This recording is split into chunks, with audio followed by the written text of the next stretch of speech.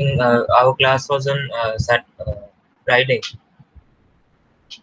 Yeah. Last class Friday. You're That feeling day I better now? yes, ma'am. Yes, better. No COVID, I assume? No, ma'am. And Soumya? And there are only two students who have been very regular. Though if you don't come, I don't feel like that we had students in the class. Of course, the Saloni is also very regular, but not as regular as both of you. Last time, actually, I hadn't seen the schedule really properly. So I just kind of assumed that we don't have a class on Friday. And then later I realized that we had a class. Yeah, so after today, when is our next class? We should, because there are only few classes left now. So after today, we are meeting only on 13th, 13, 14, 17, 18. The only topic are left are domestic violence. So, okay. So let's talk about this other two angles of reproductive health, whereby we have um, IVF, etc., what is assisted reproductive technology, ART, and also surrogacy.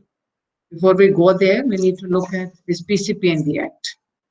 So if you look at PCPND Act, what does PC and PNDT Act stand for? What is the full form?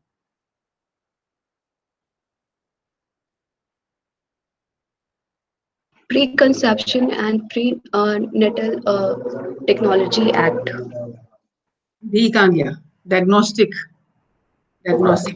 Yes, ma'am. Sorry. Previously, earlier when it was enacted, it was only PNDT Act, because it did not at that point of time think about that there will be sex selection even at the preconception stage, and then later it was amended to include preconception also. So why do you think it was needed to be made? Why do we need this legislation?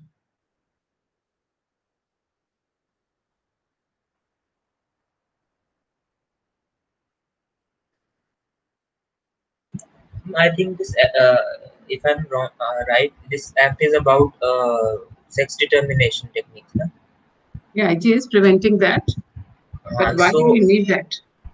we had and we still have a problem where there was rampant sex determination tests going on, because the family members, they needed to know if the child was boy or a girl, and if she was a girl, then they used to go for a female feticide, and if unfortunately she gets born, then they used to go for female infanticide. Mhm. That is why this act was needed, so that the family know doesn't get to know the sex of the child before birth. But Mhm. I don't think it still solves the problem, because female feticide is still a big You know, in issue. 1992, there was a study done in Bombay, whereby it was found that out of 1 lakh abortions, 1 lakh abortions, there was only one male fetus. Every single other fetus was a female fetus. The extent was, we have the MTPA now. So under the garb of MTPA, what was actually happening was female feticide. So it is not that you make a law. So what is the intended purpose of MTPA? We said population control. What was the unintended consequence of that? Population control of girls, Female. female feticide. So we have been dealing with this son preference issue. Not only son preference, it's not only that you want a son. The other is also true that you don't want daughters. But there may be two scenarios, that in the search of son, you keep on having daughters. The other is that you are searching for son and you're killing the daughters. So what we are dealing with is not merely that you are having daughters after, no, you're having many children being born to you, many daughters being born to you because of waiting for a son. We are faced with a scenario where girls were born and killed. So when did that happen? that 1800 something, 1834, we got the Female Infanticide Act, 1834, British period. And they made really, really drastic provisions for that age. Even today, they're drastic. Certainly, that was a time when parda and non-entry of white soldiers or soldiers in the houses was completely an unacceptable thing. At that point of time, they said if they are suspecting female infanticide, the police can enter the households. It also provided for community fines that if in a given village it is found that the village has abnormally low population of girls, just abnormally low population of girls, the whole village will be penalized. Everybody will have to pay a fine. Unprecedented measures from 1834 to 2021. Has anything changed? What has changed since then? Our mind, we say, oh, women are prime ministers, women are uh, chief ministers, they are president, they are heads, whatever. No, they are everywhere. But when it comes to the next generation, they are still stuck in 1834 before. Nothing has changed with the law till date. So 1834 was the scenario when we didn't have this technology to determine test. You had to wait 9 months to find out what is the sex of the baby. And you had many practices, the manner in which girls were killed. And many a times it was the grandmothers who were killing. No compunctions about it because you don't need daughters. So not only that you will let them live. So at one time we had ki paap hai, bhroon hatya paap hai, abortion is paap hai. But killing a live girl was not in that category of paap. So very, very double standards. A lot of us are very much against abortions, the pro-life people. But what was happening was that no, you will not abort, then you will kill them. And Vinod Soni, which year is this judgment? I don't just check.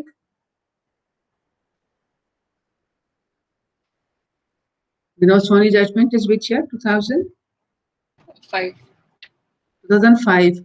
He's still saying I should have the freedom, and in the name of constitution, I should have the freedom to determine what will be the nature of my family. So when is family complete? 2 children, 1 boy, 1 girl, or only 2 boys. 2 girls, family still not complete. So I'm a modern person. I cannot have any number of daughters waiting for the son, and I'm also not, cruel. I do not want to kill them after their birth. So I will kill them before they're born. So why was this technology kind of invented to determine the sex of the fetus? Why was it created? What was the intended purpose of this technology? And the statement at the beginning of the act says that for regulation of prenatal diagnostic techniques for the purposes of detecting genetic abnormalities, metabolic disorders, or chromosomal abnormalities, or certain congenital malformations or sex-linked disorders for prevention of the misuse for sex determination. So the first one was the positive category. Because it was found that if the parents of us had a certain genetic order or they were of a certain age, the possibility of the child having this abnormality will be higher, and it was higher for a certain sex. This wasn't the same for either child. So because we knew that it can affect the fetus of a certain sex, therefore this technology was built up to ensure that the children are not suffering from that abnormality. So check that out. So you have a fatal combination now of the MTPA with this new technology. And in 1994, I remember that we saw an advertisement which said, spend 5,000 today and save 5 lakhs tomorrow. What did that mean? You get the sex determination test done today, abort this fetus, you will not have to pay the 5 lakh salary and dowry. So you have the medical incentive, the economic incentive to kill fetus, female fetus. It's not seen illegal because failure of contraceptive is there to your rescue. So something which on the face of it will look very innocent can have a very fatal consequence. And this is what happened in this case. So let's have a quick look at one PPT I have.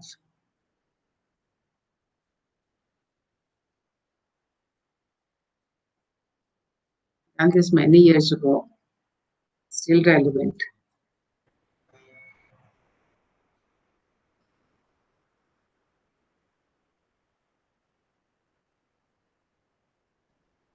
Nation without women. This is what we are aiming at. We don't need women. So this was the sex ratio, general sex ratio. So see, from 2001 onwards, it has been increasing. In case of 0 to 6, for every 1,000 boys, we had 945 girls in 1991, came down to 927. In Delhi, Delhi is the capital, and South Delhi, Haus Khas, Kalkaji, these are all figures from there. So look at 882 in Haus Khas. Very educated people, very rich people. And that's what happened when you acquire knowledge and prestige and your social status. This is what you do. You kill girls. In the urban area, in the rural area. Now look at the rural urban within Delhi itself and south. So you have in the rural area 870. In the south, you have 889. So better. In Kalkaji, rural is better and much better compared to Kalkaji. It is also much better in defense colony. Look at Gurgaon, which was at that point of time among the worst, 824 in 2005. So decreasing. And as the then there were special focuses were identified on the districts, and that improved. But then the moment, and then the other district which were neglected, the ratio goes back.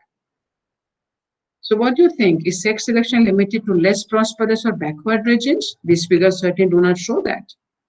According to 2000 census, this ratio has declined to less than 900 in states such as Delhi, Punjab, Haryana, Chandigarh, Himachal Pradesh, Gujarat. None of them is a backward or less prosperous state.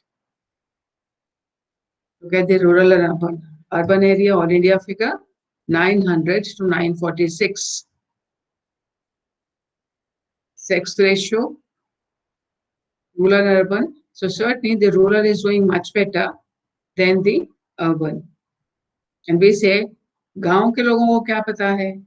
वो लड़कियों को मार देते हैं. They don't. It is us. And this I find is very, very important. Sex ratio at birth by level of education of the mother. What is the lowest? Middle, but below graduate. That is the one which does not want at all. Not that graduate do very much matter. So all of us, LLB, we are all graduate and above. We are much, much worse than the illiterate woman who will not kill, who will give maybe 6 births, but will not kill. But we will feel very sanitized by aborting a female fetus in the name of modern thinking. We do not want to have many children, but at the same time, I do want to have a daughter. I'll skip these charts.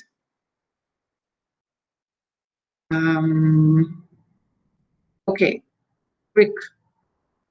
Lesser number of girls, agree or disagree, in society will enhance their status? Disagree.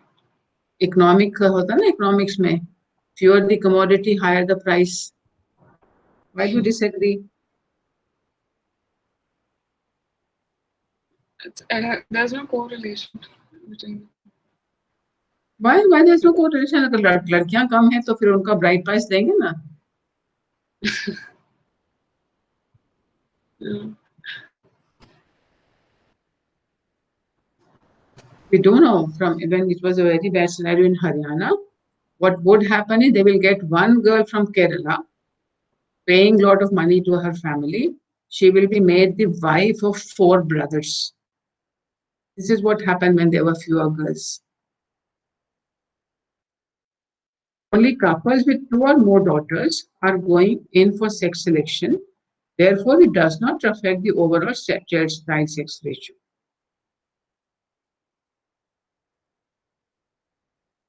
Agree? Disagree? Disagree, ma'am. Disagree. For what reason? Because in fact, it has actually affected the child sex ratio. Yeah, we have seen that when the trend is more noticeable, when the firstborn is a girl, the number of second-born daughters decreases tremendously, and even third, it goes even for a toss. Sex selection is a solution to dowry. Disagree. Disagree. As long as woman is a liability, doesn't change. In between bride price and dowry, what do you think gives prestige to the women? That the bride price is better?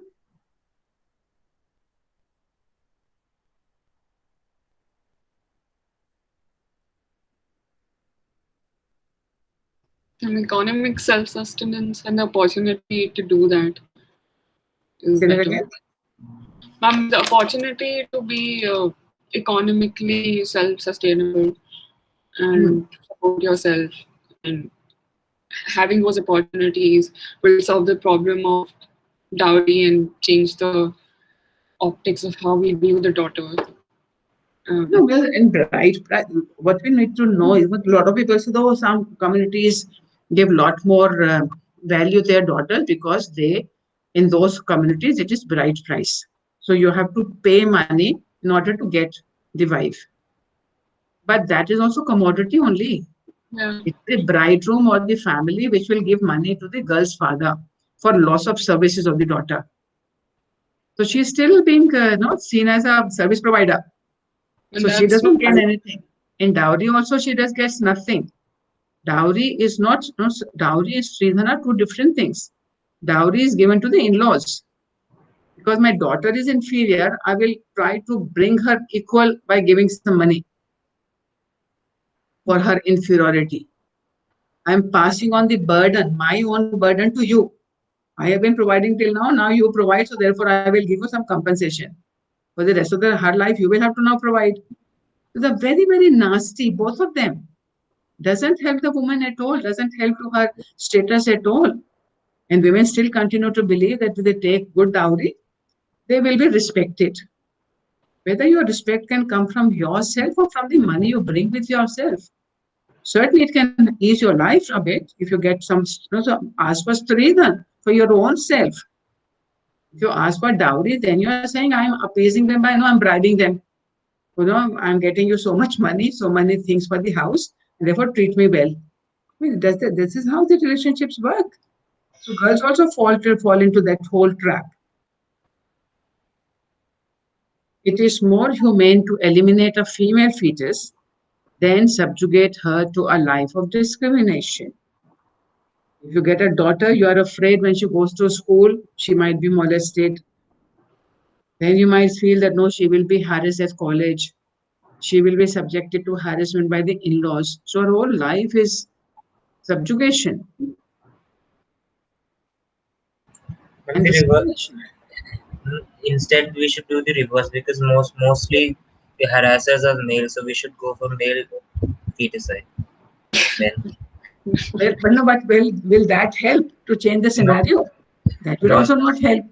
no, but Killing by either a male, killing going either by the this male or female doesn't work. going by this logic, Yeah, so the girl child is not the problem. The practices, the discrimination, the understanding that women are lesser, that is the problem. Denying sex selection amounts to denying the mother her inalienable right to choose the sex of her child. Disagree. Why? Because this inalienable right has been conditioned throughout, like discriminatory practice throughout prevailing in the society. So this is not because she wants to actually choose the sex of her child, but because society has conditioned her to think of the sex of her child in a certain way. Yeah, that's one way to look at it, but does she have an inalienable right to choose the sex? Is there any right to choose the sex? You may have a right to have a child, but from where is the right to choose the sex of your child coming? Nowhere.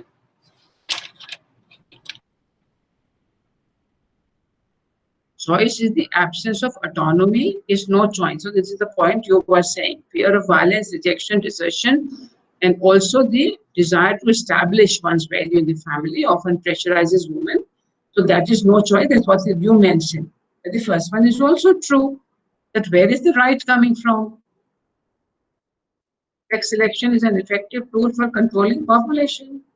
Otherwise, people will keep on having daughters in the search of son.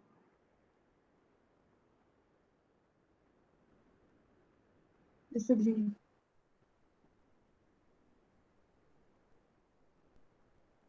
If along the way we resort to practices, it is the quality of life that you're talking about. Allow sex selection and no appearance of women. The same issue with disabled people are saying. Women also, okay, no, if we are not desirable to be born, then we are not desirable, and we are all just chattels. We are just properties for men to enjoy. We do not have an existence. We do not have a right to be born even. The root causes technology, roads. And root causes of female feticide? Hmm. No. If we did not have technology, we would not have female feticide. Disagree, ma'am. Low status of women, Yes. deep-rooted prejudices against women, Yes. Yes, ma'am. patriarchal social framework, Yes. Absolutely. value system based on son preference, Agree. practice of dowry. Yes.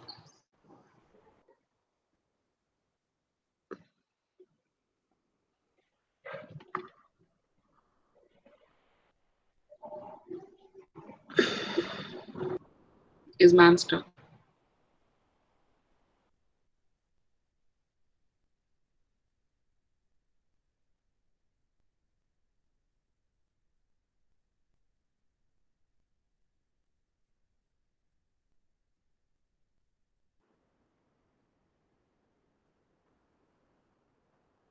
That's certainly the root cause. Tag of Paraya Dhan, daughters, and economic liability. What value is coming on the system? So this is what the legislation provides for. Do you know if any convictions have happened under this legislation? What does it make an offense?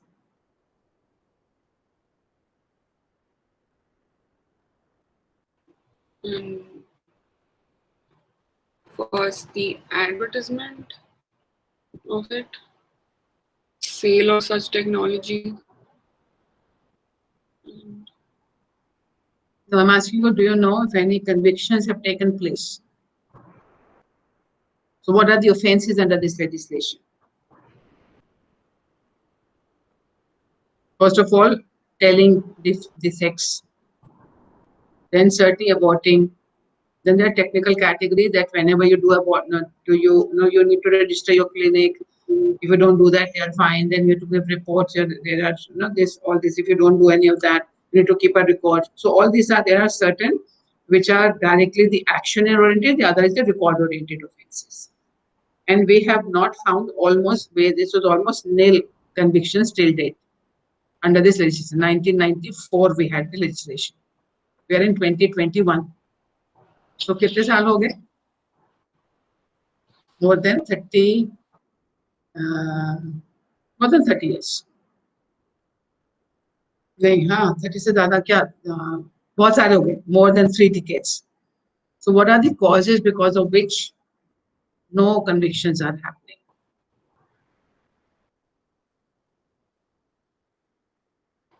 Because it is, there's no one to report. The businesses are run probably of private or like clinics based on this.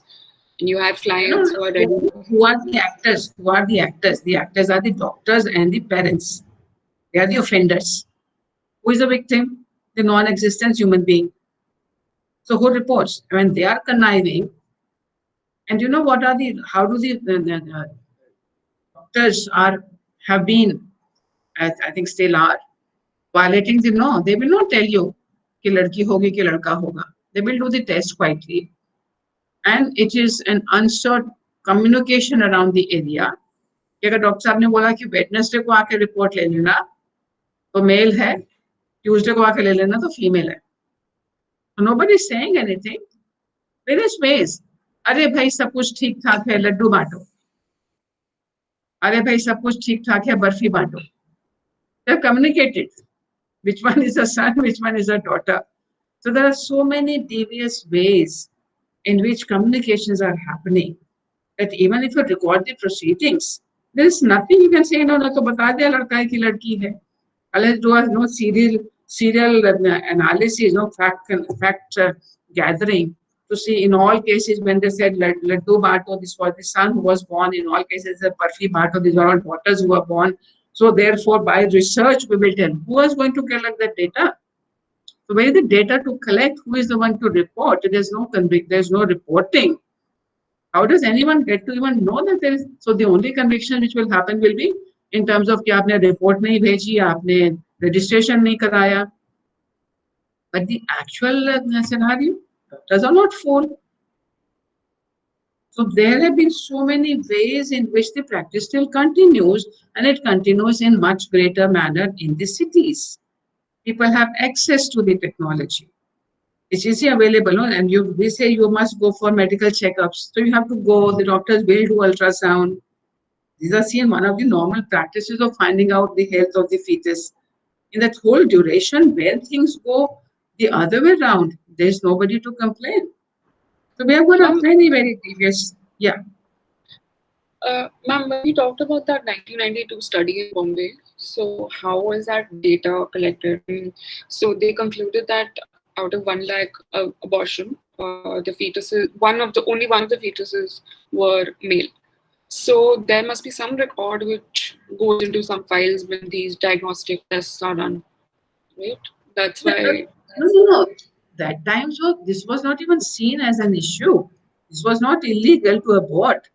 And nobody was noticing what's happening. If somebody when got concerned and did this research, did the data analysis, this is what was found. And that is why first the legislation came in Bombay. Central legislation came later. Central legislation then realized it must be happening around the country. The first legislation was a state legislation on the subject. Right now, there is no, whenever these tests are run, even the doctor for their own record, they don't keep that data, whether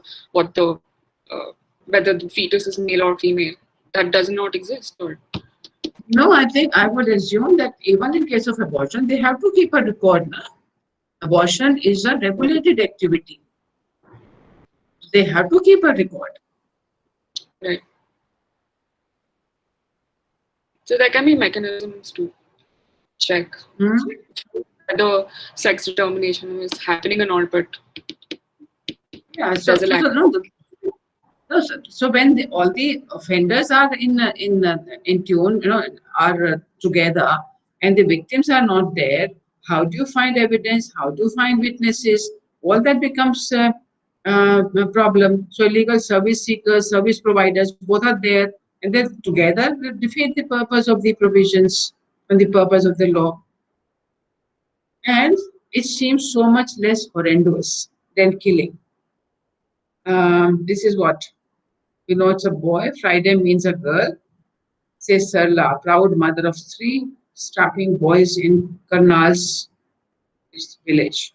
Her neighbor's doctor adopted a slightly different modus operandi, signature in redding to indicate a girl, blue for a boy. No words are exchanged, it's unspoken thing, and one doesn't even have to ask. The doctor doesn't oblige, some tout will. This I'll skip. There was another test somewhere. You'll have to read this legislation just to get a sense of that. And also remember that this legislation does not, maintenance of records is there. But all this was dispensed with during COVID. We do not know what was the reason, but all this was suspended during COVID.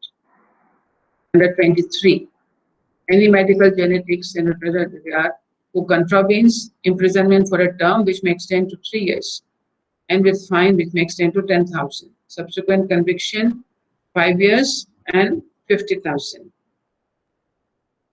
They can also have a removal of the name from their registration. Who seeks the aid of the genetic counseling, including such woman, unless she was compelled to undergo such direct test.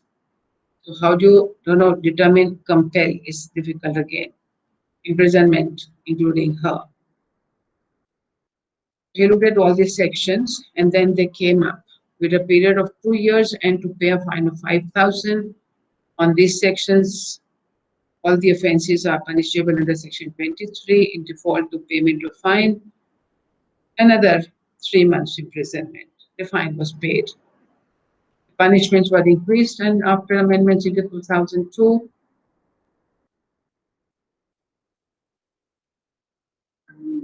Vinod Soni is challenging the constitutional validity. An argument, he initially said 14 and 21, but then he stuck to 21. And says right to personal liberty has been extended to include so many things, quality of life, and therefore this should be such selection being made in order to determine the nature of family which an individual can have in exercise of liberty guaranteed by Article 21.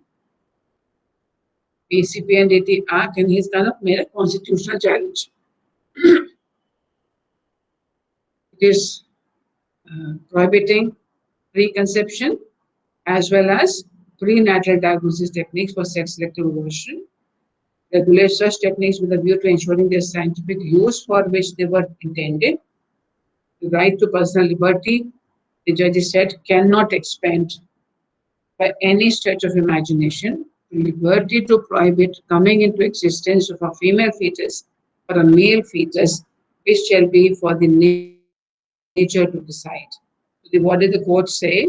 They said when people have coitus, it does not mean that they will necessarily have a conception. So something which is not even certain that it will happen, you want to ask for a right. So he said, the judge said there can be no right in the non-existent.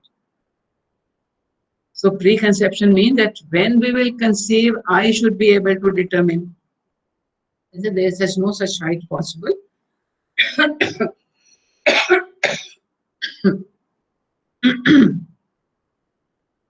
So this is the court did not. So this is what the suggestions are. Empower her to take decisions, empower her to be a human being. Right.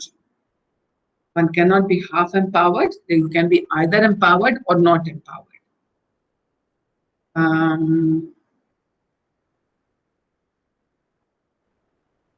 Certainly, we also said you can do choice. I thought there was another quiz. So I'll ask you that quiz.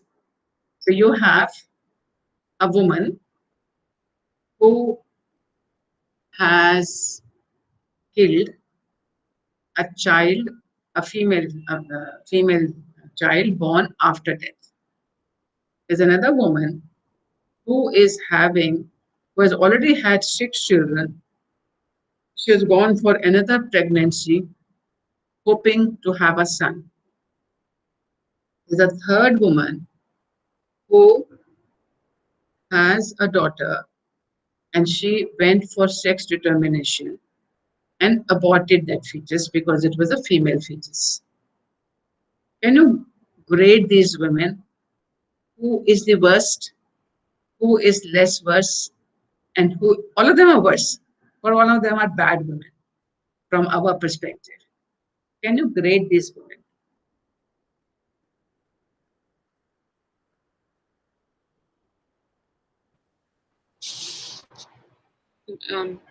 I would rate it as infanticide being worst, feticide second, and the last one would be keep having babies till you arrive at the sun. No, you're saying the one which is causing female infanticide is the worst. Yes, The one with the having feticide. six children is the second worst.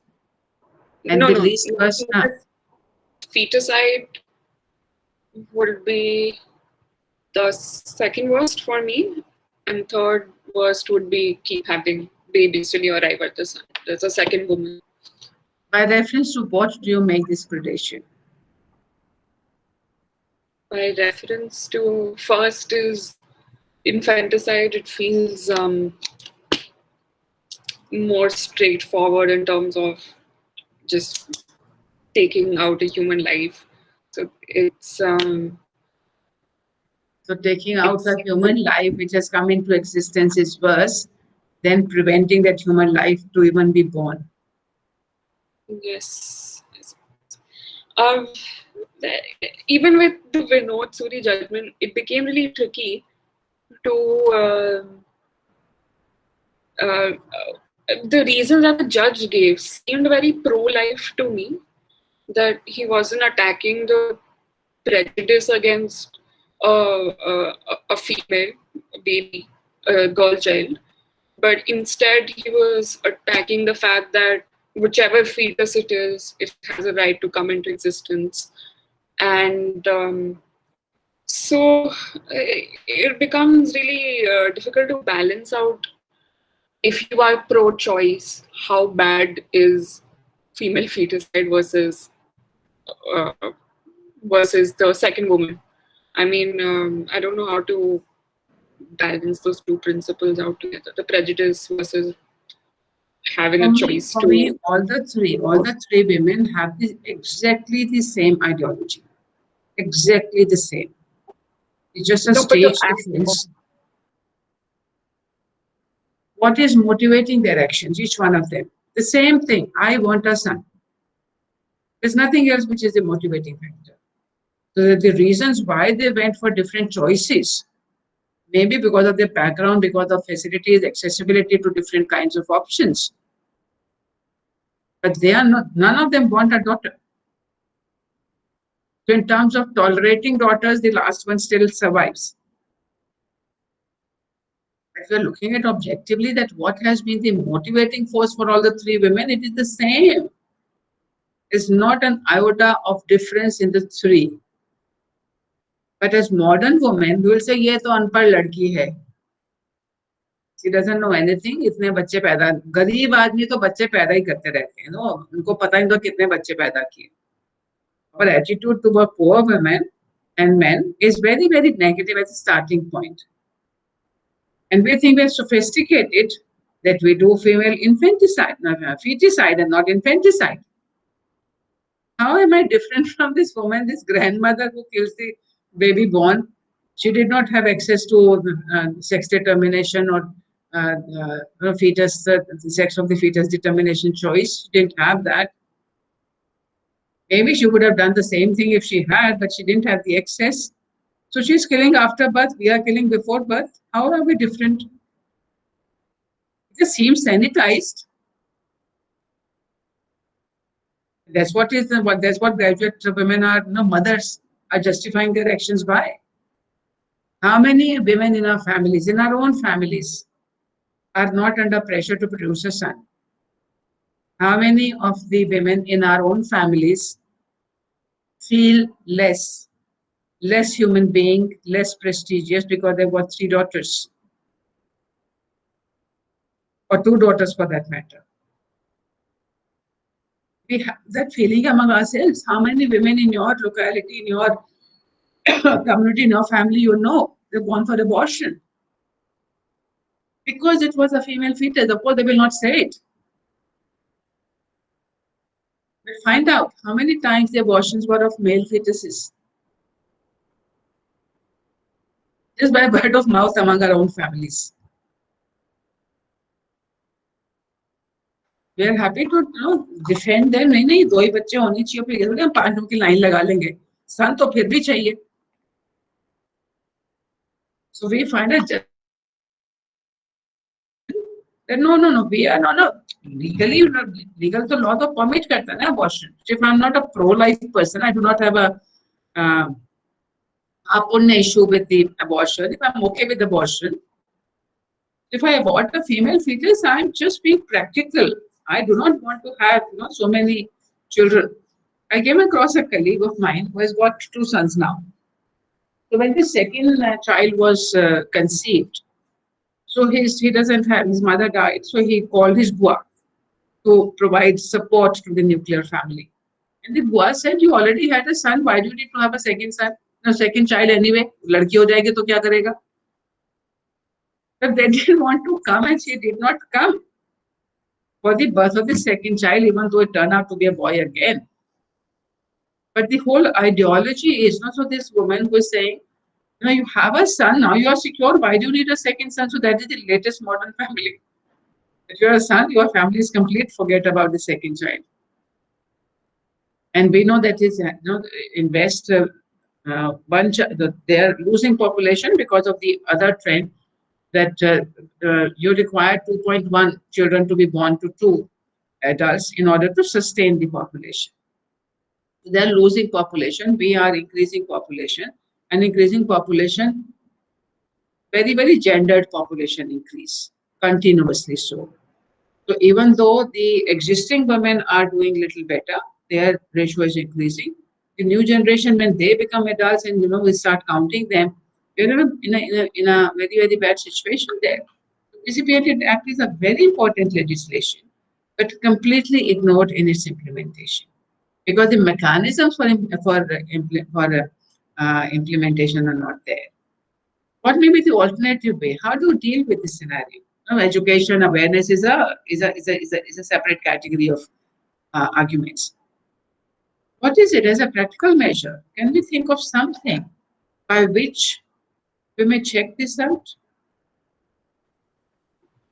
Ma'am, my question about that data collection was to formulate some sort of mechanism. If we have that kind of data for abortion, then annually or biannually we can have these reports being sent to the advisory boards or whatever boards and committees have been set up under this act. And when you see a suspicious level of distortion and it's a higher proportion of female fetuses which are aborted, then some sort of investigation can be done, and the clinic may be compelled to provide evidence that it wasn't through sex determination. No, there's a catch. Is there a link between MTPA and PCPNDT? PCPNDT is only doing child care. They're doing tests, but they're not doing abortions. Abortions are done by different clinics. So unless there is a coordination and cohesion between the two, that whether this woman who has now come for abortion, has she undergone any kind of ultrasound before she went through, and what was the report of that ultrasound? If she says, no, the doctor has said abnormality, then checking out whether actually aborted fetus has an abnormality or a possibility of that also or not. So certainly we require much more cohesive action. And there has to be a continuity of data. A lot of time data is given, nobody checks that data. So unless some kind of mechanisms is involved, some kind of agencies, independent agencies are created to keep tab of. So that's what we had in 1834. That if a community has, if a place is, there's the same study which was 1992, that if we are finding that female fetuses are getting aborted, we need to find an investigation why it is happening that majority of the fetuses aborted are female. Can it be happening without a test? Can it be just by chance that abnormal number of female fetuses are getting aborted? So we need to keep a tab of the abortions. So abortions is only there. We do not ask, what has been aborted. The only area of supervision is you note down the reason why abortion is happening. So abortion is happening within 20 weeks, and they say the contraceptive failure, the matter is over. They do not ask you the question any further than that. They're not supposed to also.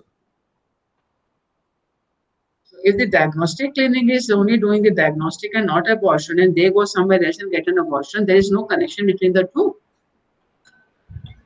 Ma'am, but There, huh. there is in fact one such study that was conducted in 2019 that says that in 132 villages of Uttarakhand, in 132 villages there were a total of 216 uh, child who were born, and not a single child was a girl. All 216 child born in 132 villages were boys, and Yeah. this is 2019. No, that's what I'm saying. No, 1834, they said do impose a fine on the whole community, every single member, hefty fine. It is not by chance that this happens. So there's something a lot more happening, and everybody wants to close their eyes because everybody wants sons. Yes, ma'am. It is a planned sex, I will say. Rather, I will say. Yeah.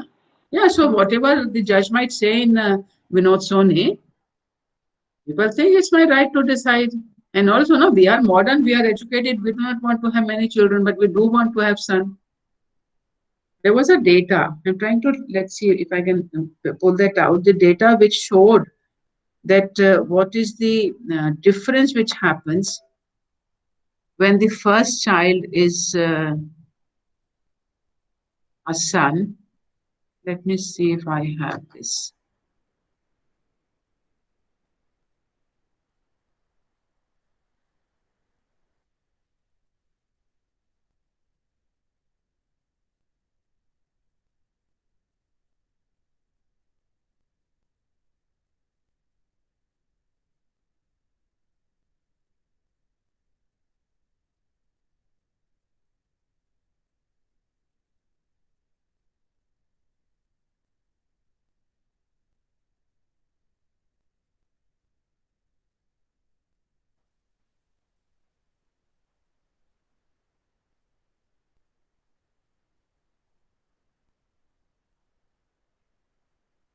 Hmm.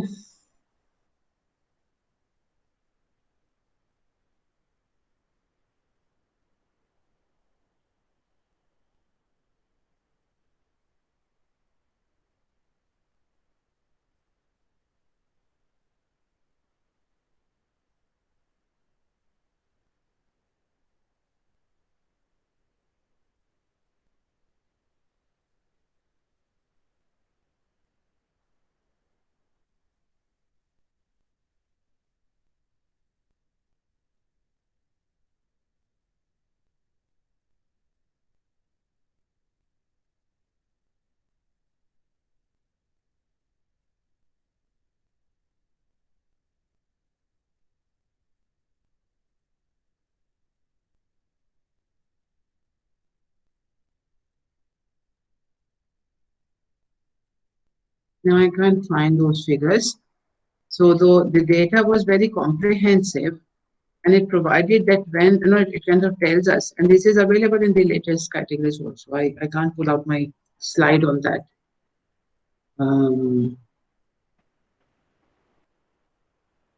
See this one. Are you able to see the sex ratio of child sex ratio 0 to 6? Stop. No, ma'am. No, I think I need to reshare.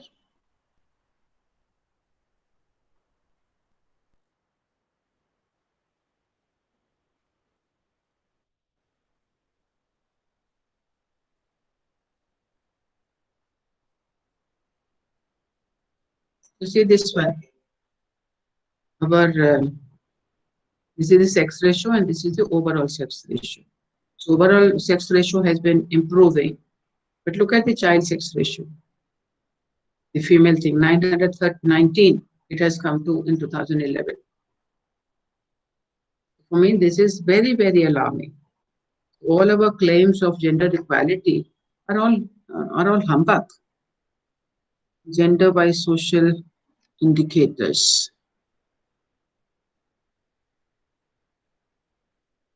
The sex ratio, MMR, literacy, and the pink are women, blue are men. Child sex ratio from 0 to 6. Percentage population ratio. I can't read myself. Yeah. State-wise, 0 to 6. This is Punjab. This is Haryana. This is Delhi. These are the prime offenders.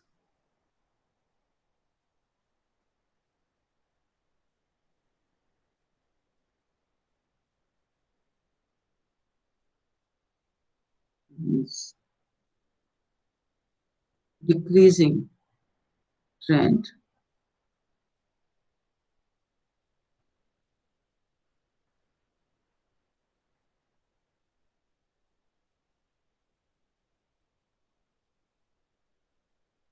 Number of girls, 1,000. Total rural urban. So this is urban. This is rural. Rural still kind of more steady. So it's also decreasing, but certainly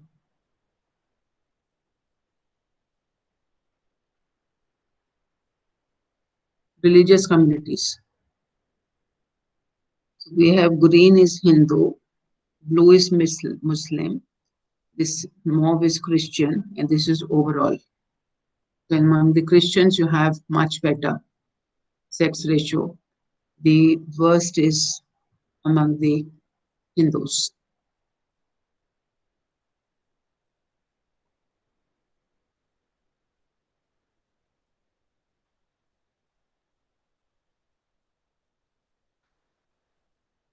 Girls per boys.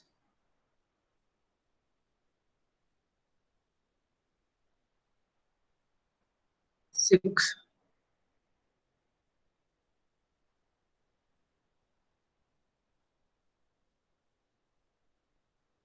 Live female birth, year-wise trend.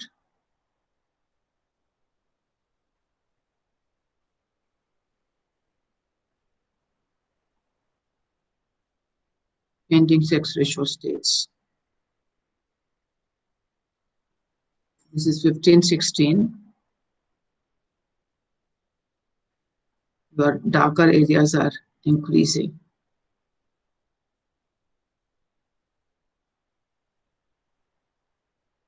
Crime against women. Prenatal. Incidence 93. Crime rate 0. Incidence 84. This is what? 2016, 17, 18. 54% doesn't come. We see 54 FIRs.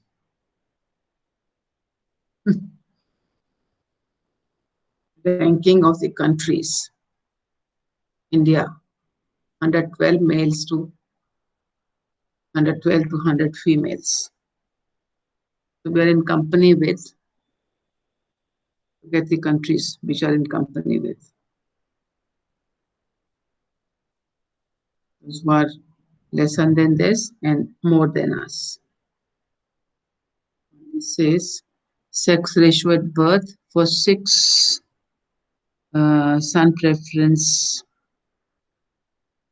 countries and best of the world. This we have seen. This also we have seen. No, I've not found the other data which I was looking for. So that data shows that when the firstborn is a male, then the second-born percentage of females is higher than in the firstborn. If the firstborn is a female, then the second born, the percentage of female goes down.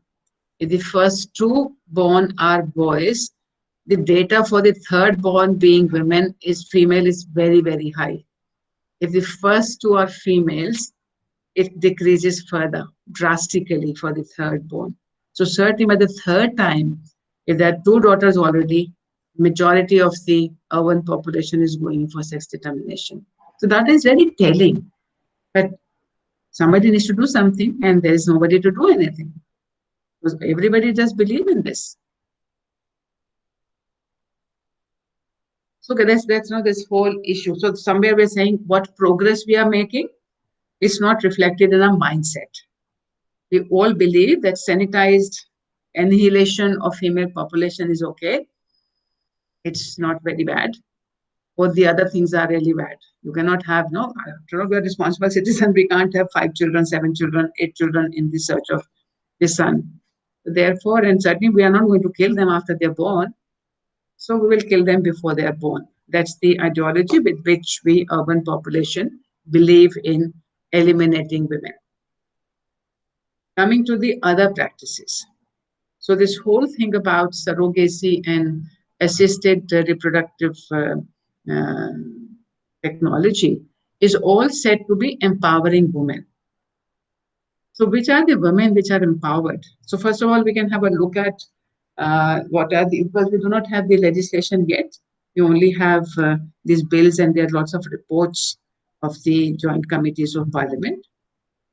And we have law commission reports as well. So what is it that we are in the bill proposing? We need to look at the bill.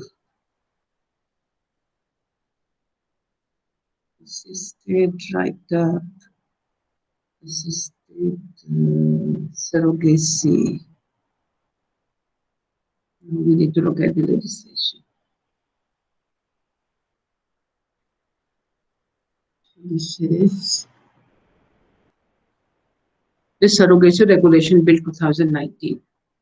I think passed by Lok Sabha, but not yet passed by the Rajya Sabha. So let me share this.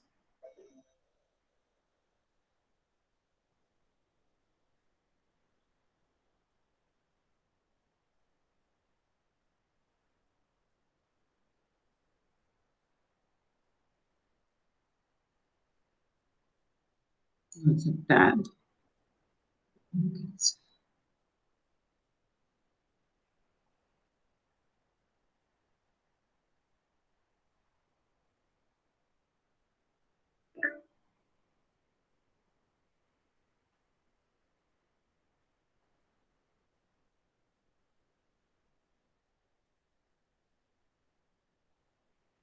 Eligibility criteria. This is the summary from PRS.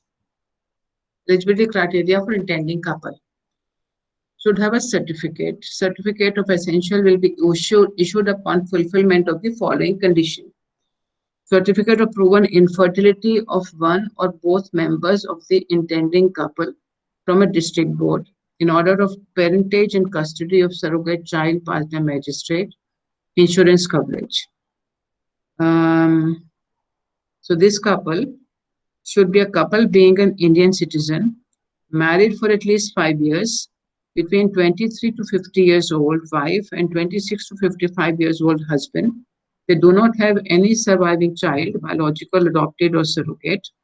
This would not include a child who is mentally or physically challenged or suffers from life-threatening disorder or fatal illness and other conditions that may be specified. For the surrogate mother, to obtain to be the surrogate mother, she has to be a close relative of the intending couple, a married woman having a child of her own, 25 to 35 years old, a surrogate only once in her lifetime, possesses a certificate of medical fitness for surrogacy. So now tell me, what does it indicate to us? First of all, why are we permitting surrogacy?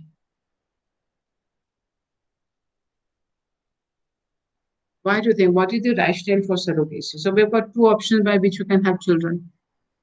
One is, okay, three if you want to count the technology as two separate one. So we have ART, artificial, assisted IVF, etc., where parties through they are the same couple through medical intervention gets a pregnancy, but they cannot have a normal pregnancy. Not much questions out there, excepting that in the manner in which medical examination starts is always the woman who is seen as the one who is not having the capacity. It is not that the doctors start investigating both at the same time. Most of the time, it is the woman. Once she is found to be all fine, then only the male investigation happens. So let's leave that apart on the side.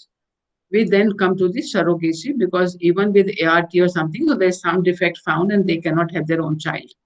The woman in the marriage cannot have a child with her own womb. That is where surrogacy comes in. We're not talking about a donor sperm to this woman in the marriage. We're talking about surrogacy where the mother is somebody else. And this surrogate mother cannot give her own egg for the pregnancy. So it may be a scenario where the woman is not capable of producing an egg. The husband has a sperm. The surrogate mother also will not give an egg. Somebody else will give the egg. He will give the sperm. This third woman will bring the child into being. And then you will have a baby. This baby is belonging to both the commissioning parents.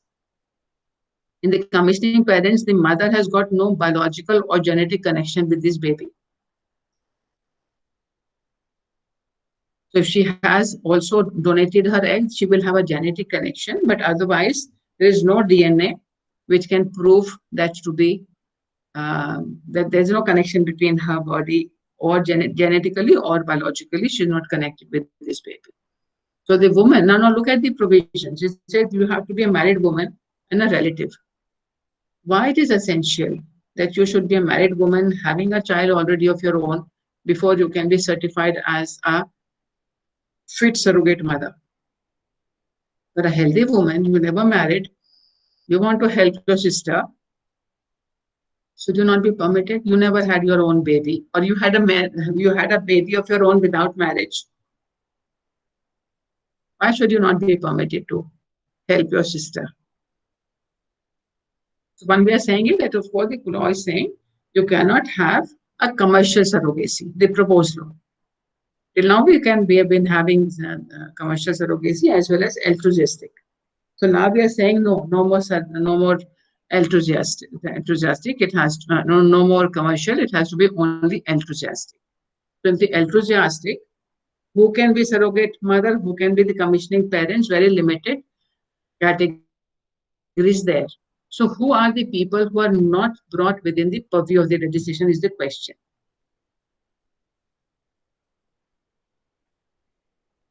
Why do you think surrogacy has been permitted at all? One answer is we have the technology. What are the other answers?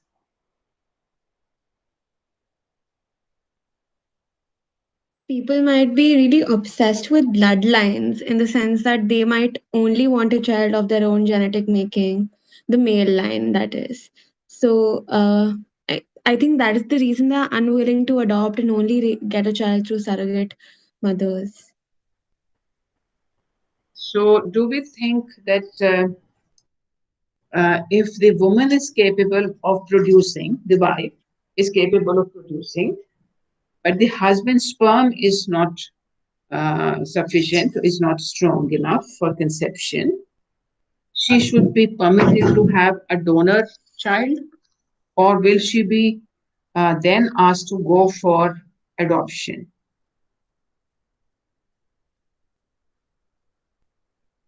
What is the likelihood? Because we said rightly that it is the male line. So then in this case, when the husband is not capable of producing a child, how many families, how much acceptable it will be to have a donor sperm to impregnate the wife? No, we had this, what do you call them in Hindu mythology, Mahabharata? The Rishi Munis. Niyog. So then you can get, no, in that case, it was a physical human being was called, but it is a new form of niyog. You have to get the donor sperm and you become pregnant. And in that case, actually, when you look at the ART legislation, ART legislation is talking about, let me just check out the ART legislation, which I was quite surprised. In ART legislation, they have defined the woman not in terms of marriage.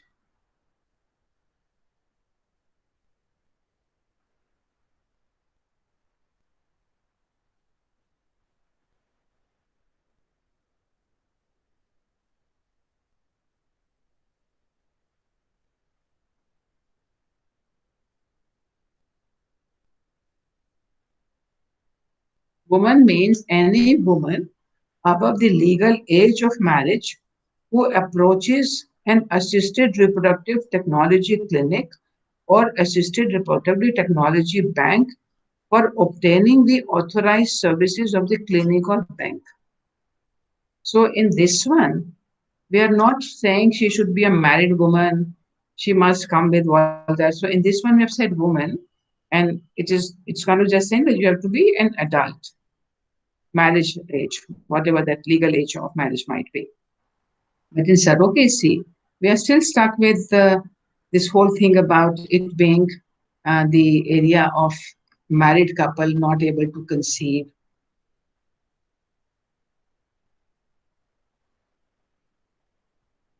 And then the woman will be only once able to. Why have we banned commercial surrogacy?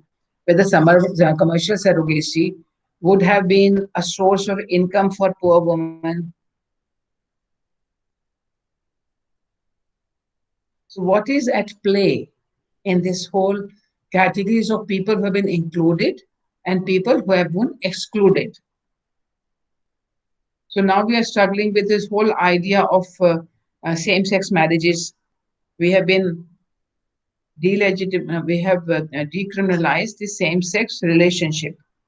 So if there is a couple who is not even a heterosexual couple who is not married, they want to have their child, can they have a child? Not under this legislation. By surrogacy, we're talking. They normally conceive, it's not an issue. So somewhere this whole morality issue that children and sex.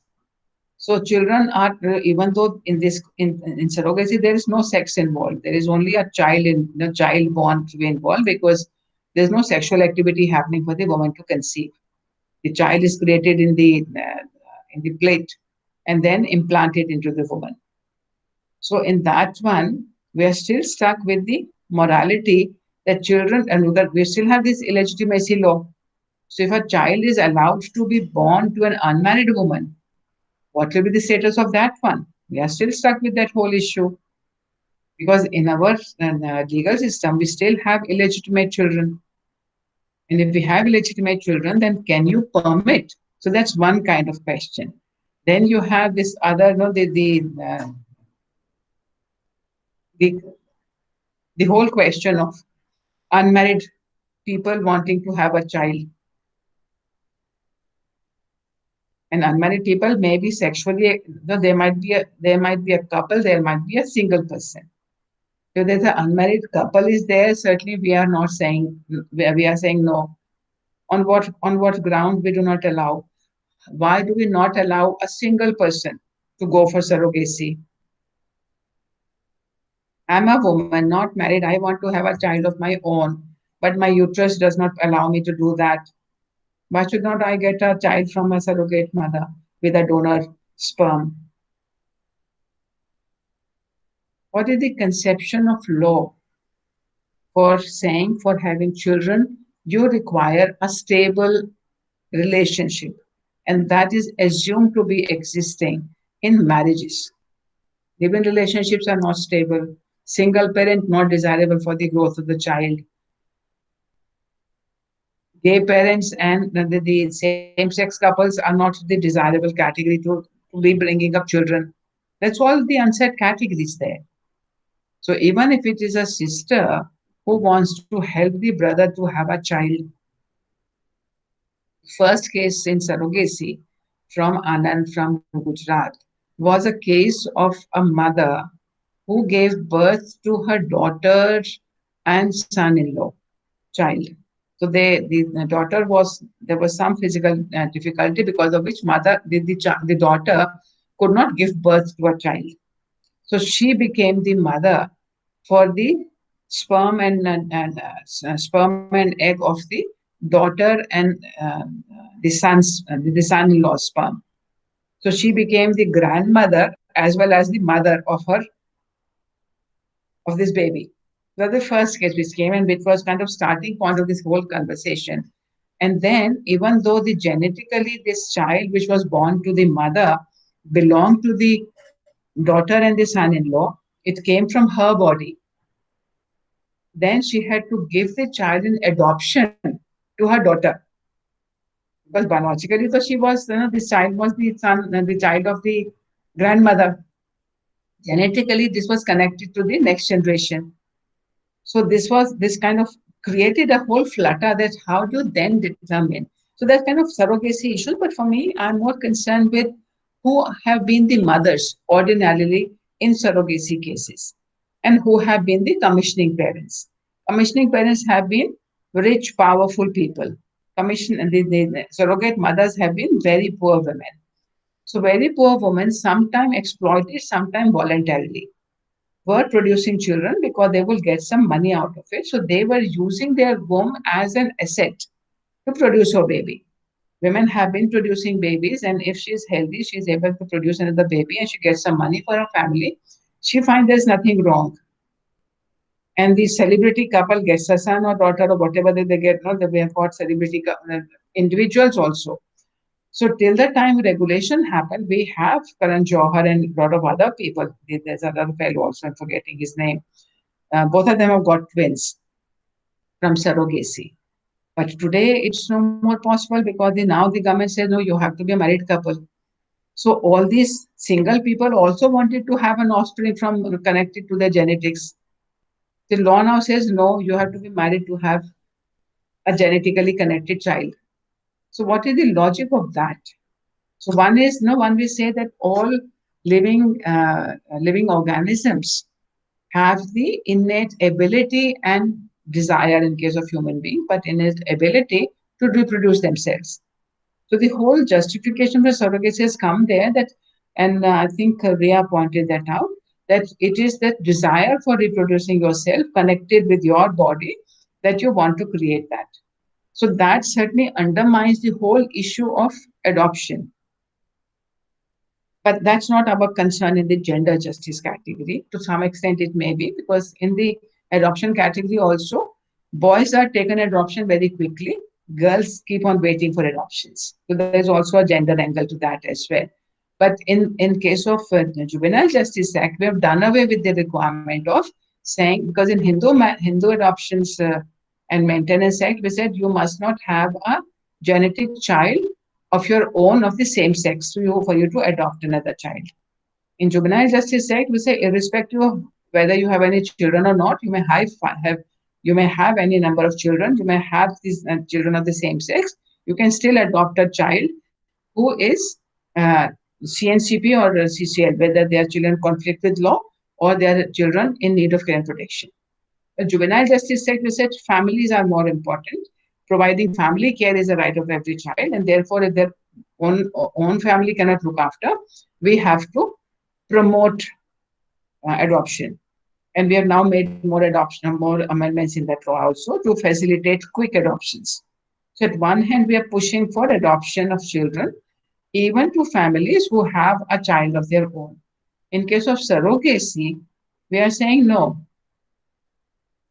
In that case, if you want more children, if you have a child of your own, you will not go for surrogacy. So if you produce one child, second child also will produce. And there is no provision. I did not find that provision. Maybe it's there, but I have not found it yet.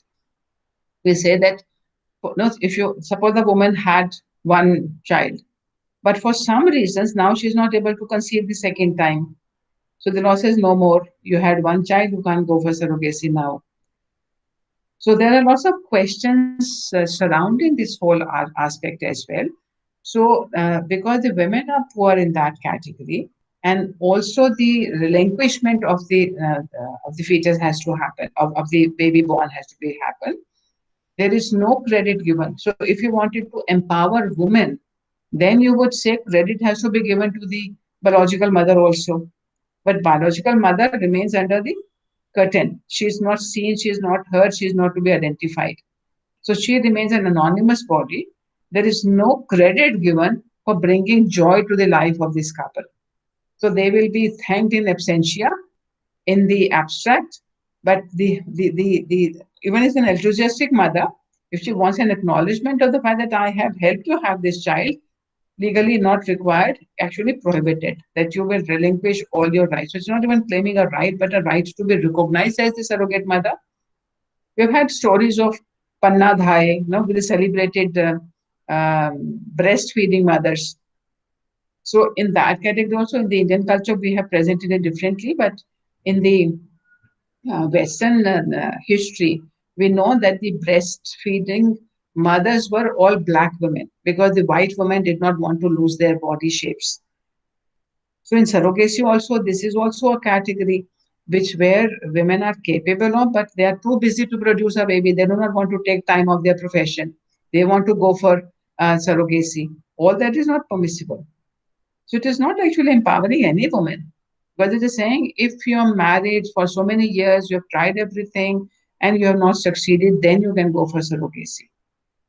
And which would mean that woman either has a capacity to carry a pregnancy or she is not producing a womb. That is her scenario. In case of men, they certainly cannot carry a baby, therefore they have to find another woman. So, what is the importance of this woman who has not born the child? This whole thing कि आपने अपने womb में उसको 9 महीने रखा, all that philosophy goes out of the conversation. So there's a lot more difficulties, and I certainly believe that if you want to say that it is if the philosophy of surrogacy, of the justification of surrogacy is coming from the fact that you have the genetic desire to produce from your body, then are we saying that people with same sexual preferences do not have that desire? Are we saying that intersex person do not have that desire? Are we saying that the unmarried person do not have that desire? If they have the desire, they must fall within the binary of man-woman marriage. So then it's a question of morality, not desire. You are saying, you are reinforcing that marriage is not for procreation. So till that time we did not have surrogacy, we said procreation need is to have the next generation is satisfied by adoption. But now the technology has developed. Therefore, we are recognizing then the only rationale for surrogacy is your biological desire to have children. Not just to have children, but have biological children. But whether the desire for biological children arises only due to marriage, and this biological desire does not arise in people who are not married. So for me, there's a lot more happening there than just to say it is the biological desire to reproduce. We are putting a lot of social conditioning, legal requirements in there to say if you have that desire, then better have a heterosexual marriage. Try for some time, it doesn't work, then you can come in here. But merely because it is your desire to have extended body. Because when Riya said it is primarily male, it may not be necessarily only men, it may be women also. But for me, marriage does not create that desire. The desire is innate in the living organism. And if the desire is innate in the living organism, then what is our rationale to say all these other people will be out of the realm of surrogacy? That's where my question is. Accepting morality and our understanding that children should be brought out, they should be brought up and born only to married couples.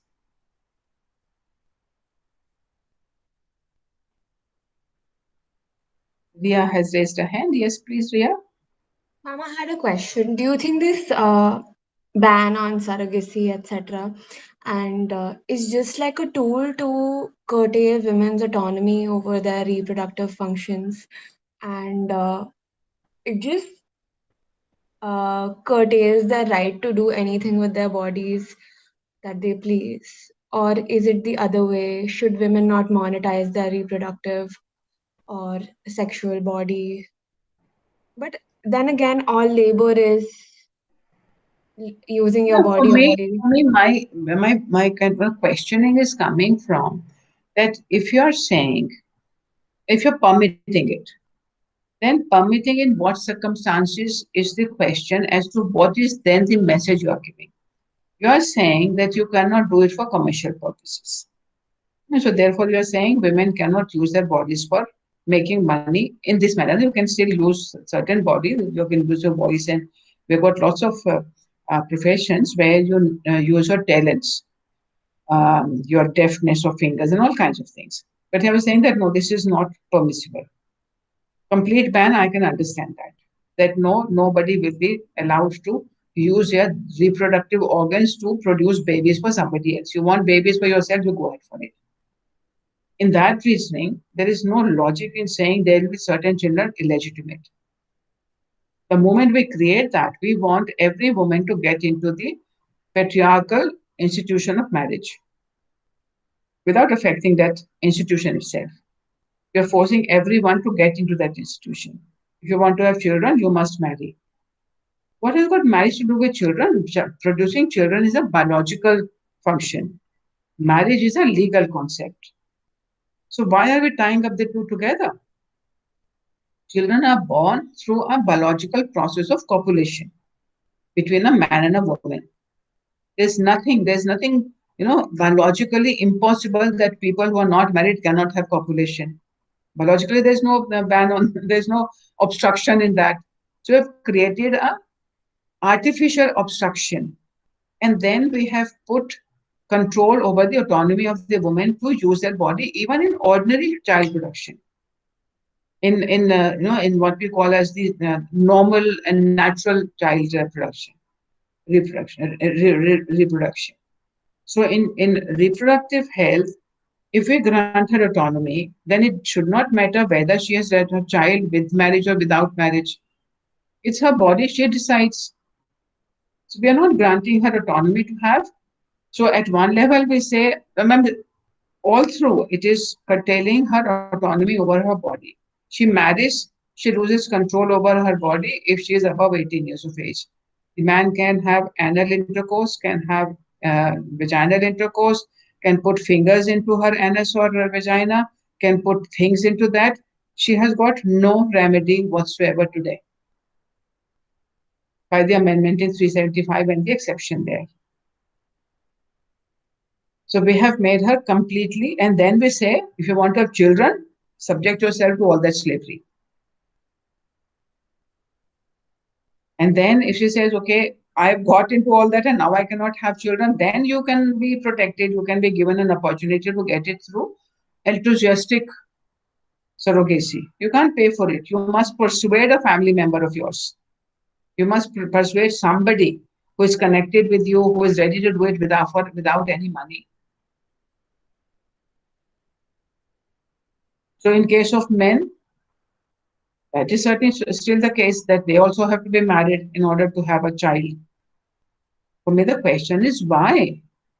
So if we are saying what Ria you said earlier, that it is some people are very passionate about having an offspring connected to their body, genetically connected to them. Biologically not possible, genetically still possible because of technology, and therefore they go for it. So by what justification we say that this has to be justified, this has to be facilitated only for the married couple and not every human being? We had the famous case of baby M in America, where there were 5 adults involved in the birth of this baby M. There was a commissioning couple, unmarried couple, and then both of them were not capable of having a baby. So they requested 2 friends of theirs. One donated the egg, the other donated the sperm. And a third woman, they didn't want to have the baby also. They were just ready to be the donors. So their sperm and egg were copulated and they were implanted in a third woman, this surrogate mother. So surrogate mother certainly said, I'm only a surrogate, I don't want to have anything to do with the baby. The donors also have said very clearly, we don't want a baby. By the time 9 months the baby was born, this couple has split. They didn't want the baby anymore. So this child was declared as without any parent. So that is the other scenario also which leads to, now we are saying that if you have commissioned the baby and you abandon, there is a punishment there. But whether punishment actually deters anybody? No, taking a baby is for life. What is the punishment you are providing? So we are ready to create consequences for something which is actually not needed at all. If it is not needed by all the unmarried people, if it is not needed by people who have already a son or a daughter, if it is not needed by people who cannot produce children, people who are single, if it is not needed by any one of them, then by what logic we say, oh, this married couple should be permitted to? Accepting saying, okay, this is moral to have children within the family, and therefore you are poor people. Everybody else is immoral. Everybody else who is asking for immoral, either unfit or immoral. So I have a problem with that approach in this whole surrogacy business. I certainly believe that once we have recognized adoption, then you push that line. If you want a child, have a child. And it goes in the same direction, because at one level we're saying child of my choice, sex of the child of my choice. The other side is that you have a child, whether it's come from your body, somebody else's body, doesn't matter. And actually people who have adopted, they do know that it doesn't matter.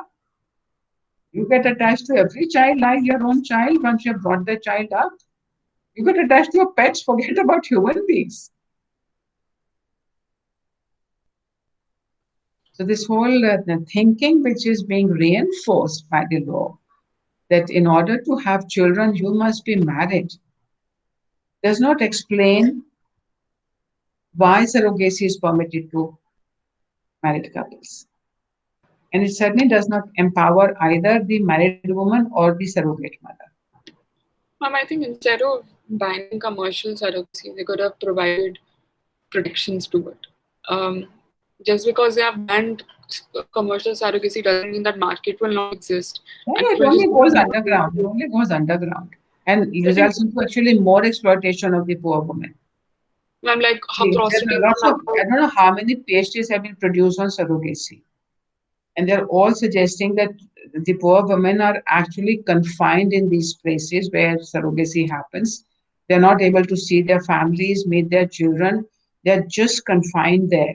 And the records say that you can be surrogate only once, but there are no national records kept.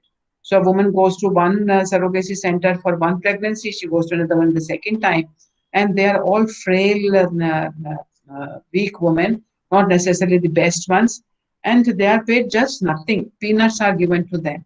All the PhD reports are there suggesting a lot of exploitation of poor women.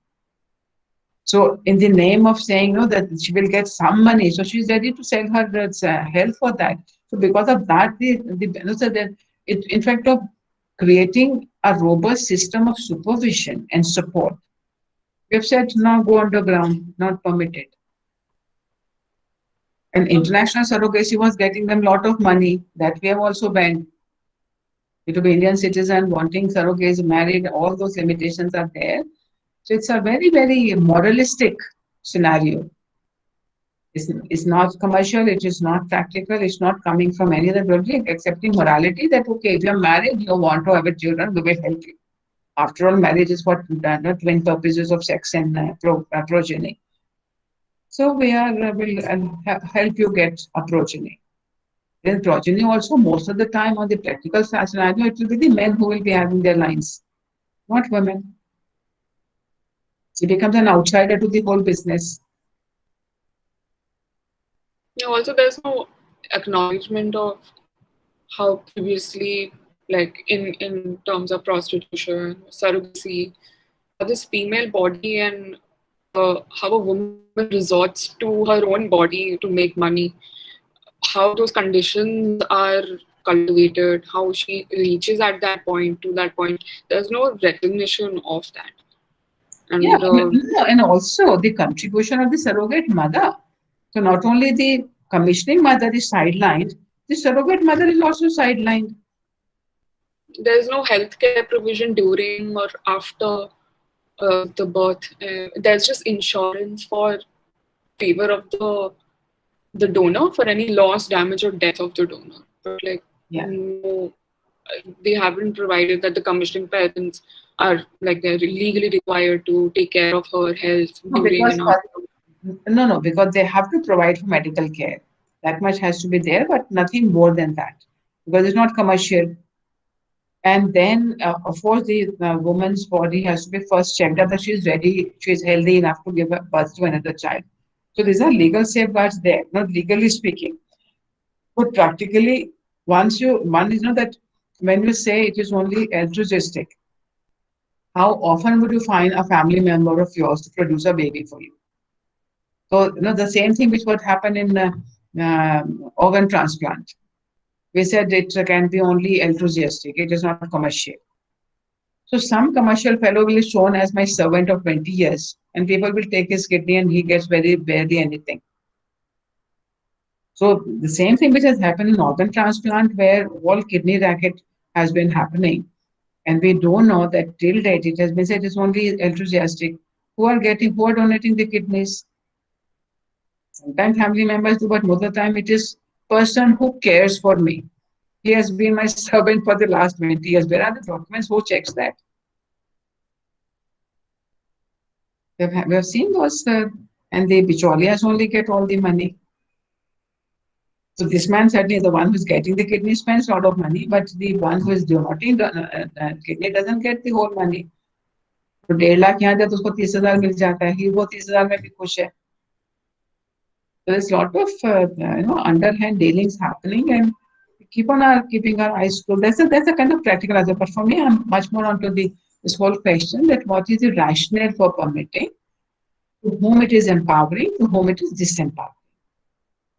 So it seems like it's a couple which is taking over. Even in this couple category, the physical burden is on another woman, and the woman who has been burdened with the 9 months of pregnancy gets no credit in law at all.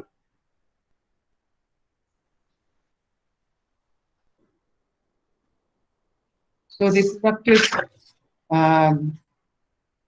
area, this whole, it is at the starting point the gender, because the manner in which reproduction happens is very, very categorically woman's body. But when we are making laws, we are not creating much mechanisms for supporting the woman. So any other thoughts you have?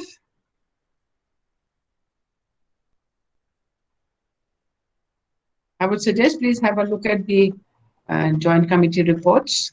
There are parliamentary committees report, and you can find all of them, links to all of them at the PRS site.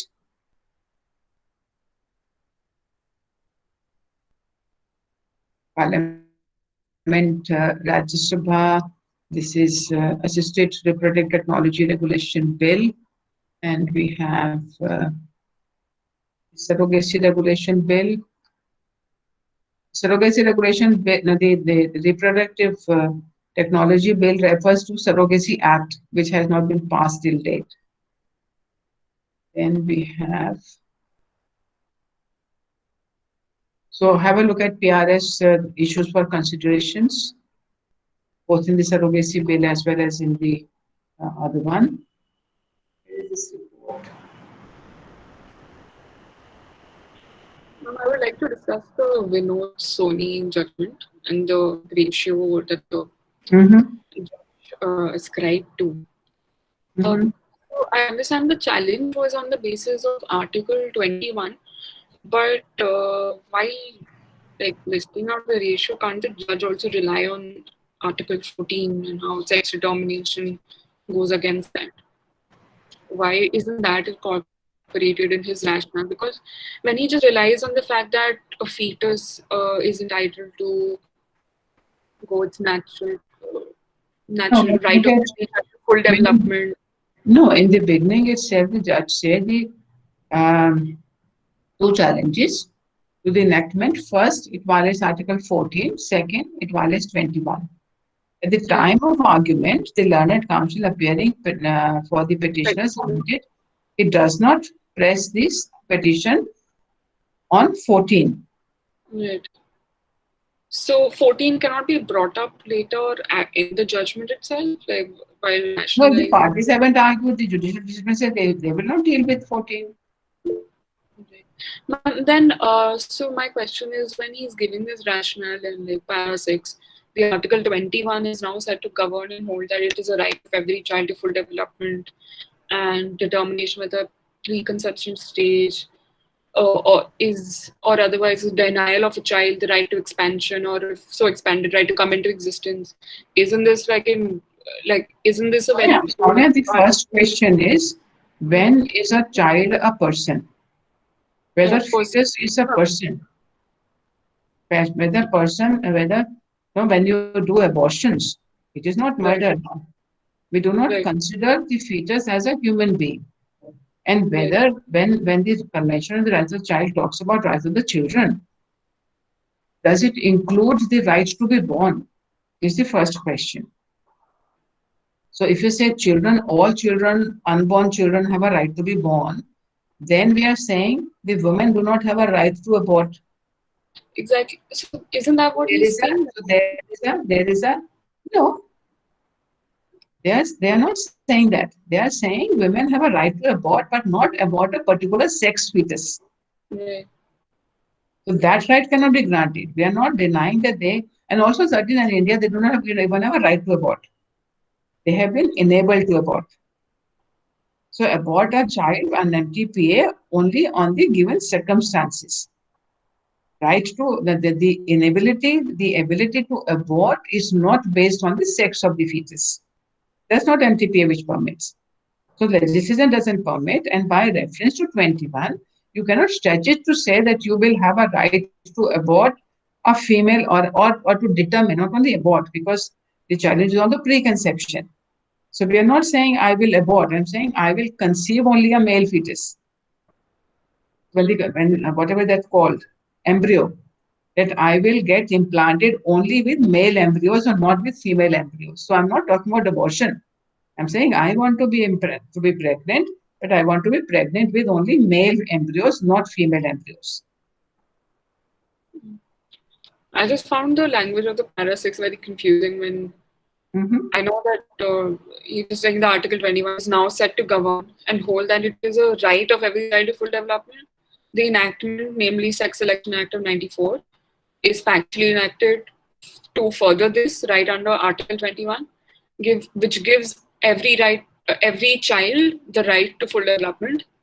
A child conceived is therefore entitled to, under Article 21, as held by the Supreme Court, to full development, whatever be the sex of the child. So by this language, I just got confused. Like, is he talking about every child or just after the sex determination stage, or that stage being held at all? This all has to be read subject to the MTPA.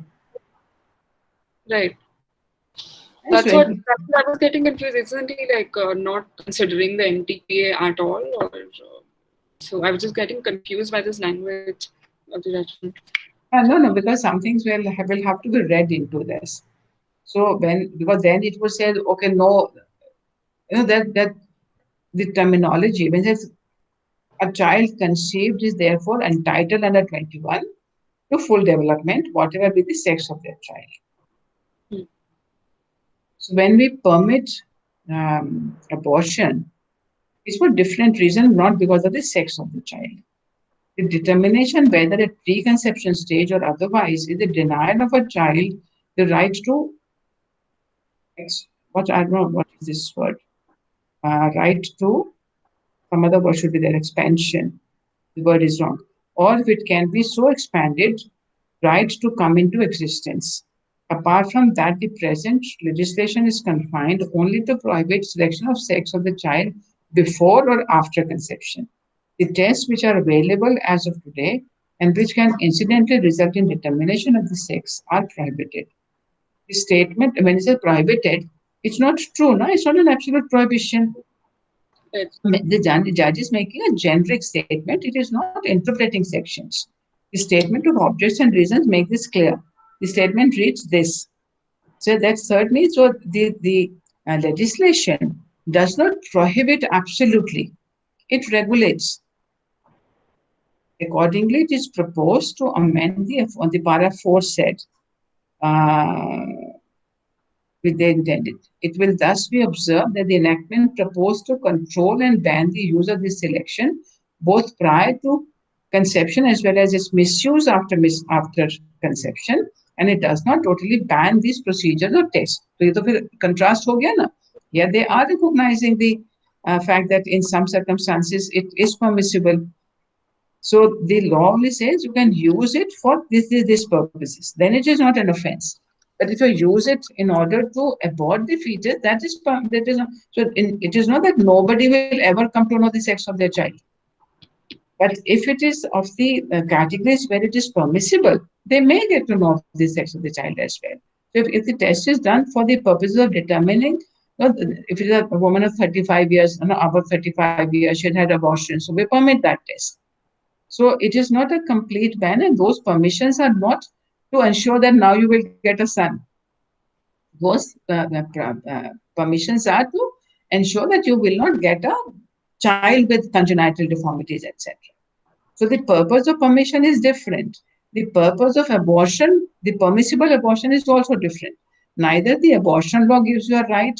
So in that sense, every child born every child conceived has a right to be born. But it may be terminated in the specified circumstances permitted by law. So this will have to be read in that para. That when the judge is saying that every child has a right to be born, which will mean that they are saying there should be no MTPA. They're not saying that. It is because MTPA was not brought on board, therefore they have not added that also. It's maybe said there is a little loose language out there. But certainly the judge's answer is coming more in the line of pro-child, the pro-life, rather than only focusing on the language and the sections, etc. But they are making all this statement in the context of Article 21. So Article 21, if it gives the parents some right of life, it also gives right to life to a fetus also. So that's the point I believe they are making. So certainly not the best manner of argument, but I can understand that what is it that the judges are saying. In my understanding, the judges are very clearly saying that your right to have, because we have this debate that we say women have a right over their body, and therefore they should be having a right to abort. Now, CRC says children have a right of development and survival and development. So there is a conflict between these two rights. So every concepted embryo has a right to full development and survival. Then we say woman has the right to abort. Between the two of them, which right should prevail? How will you answer that question? So for me, the question is that it is because the child's right can be exercised only through the female body. The child does not have independent rights. So therefore, primacy has to be given to and also even without the MTPA, it still said abortion can take place if the woman's life is in danger. So we have always considered woman's life more important than the fetus life. So coming from there, the right of the child is subject to the woman's right over her body. But that right is only to decide whether to have a child or not to have a child. That right cannot be extended to say whether she has a right to determine to have a daughter or a son. That's what the judges are emphasizing again and again. So this couple was saying that we want to have a child of our choice, sex of a child, and that kind of also leads to these further questions of genetic modifications. I want to have a fair-skinned boy with blue eyes, with the blonde hair, with this height. So all this, what do you call them as customized babies? Designer babies. Designer babies. So all that conversation is there, and we had the whole argument of Jews that you have to have only Aryans; they are the only superior race.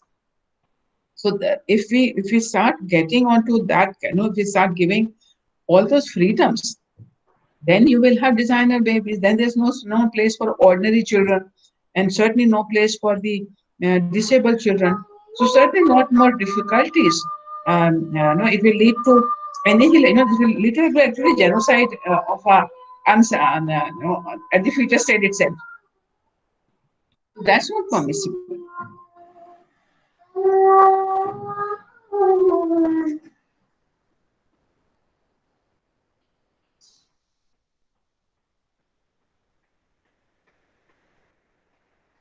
So any other observation on Vinod Soni?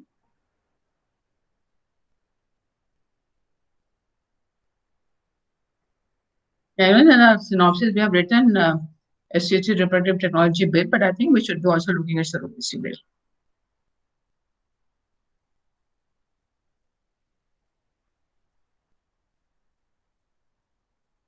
So please mark your attendance. Now we meet on 13th. So please try and read the prescribed readings. Look at the legislation, the two legislation, protect the Domestic Violence Act as well as the Commission of Sati Prevention. Sati Prevention is also 1800. We're still struggling with that. So in this one, of course, we are only limited to practices which promote sati. Yes, Soumya? Ma'am, there was a talk yesterday. I think I missed it. That you were a part of. You were moderating, I think. The juvenile justice talk. Yeah, we had a discussion on the Juvenile Justice Amendment Bill. Ma'am, is there any link available on YouTube or somewhere where we can access that? I'll find out and share. Thank you, ma'am. The NLU program.